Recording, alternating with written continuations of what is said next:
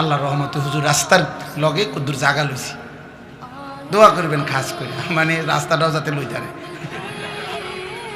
খাস তো করে। আমারে তো দায়িত্ব দিছে খাস করে দোয়া করতে, তো রাস্তার সাথে তো লইছেই, তো আর বেশি দোয়া করলে তো রাস্তা শুদ্ধ কিনবে বলে।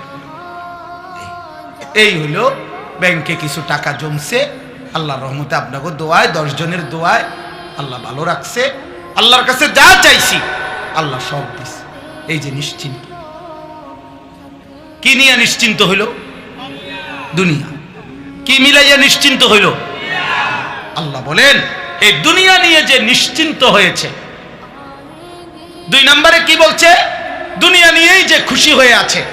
1 নম্বরে কি বলছে?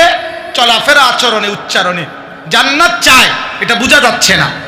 4 ওয়াল্লাযীনা হুম আন আয়াতিনা গাফিলুন।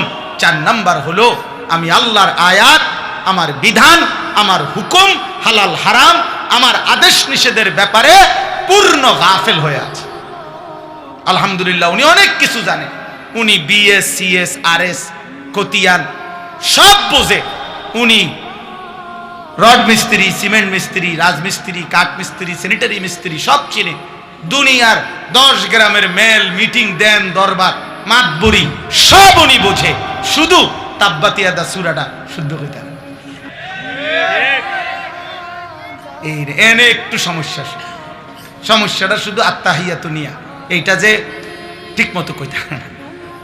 দোয়ায় কুনুত জিজ্ঞাসা করবেন না, হুজুর আমরা তো সাধারণ মানুষ, তো অথবা আমরা তো জেনারেল শিক্ষিত মানুষ, তো এই জন্যই তো দেখতেছেন আমরা ইংরেজি উচ্চারণ করি শুদ্ধ, আমরা বাংলা উচ্চারণ করি শুদ্ধ, কিন্তু আমরা কোরআন উচ্চারণ করি অশুদ্ধ। লজ্জা লাগে না আপনার? ওই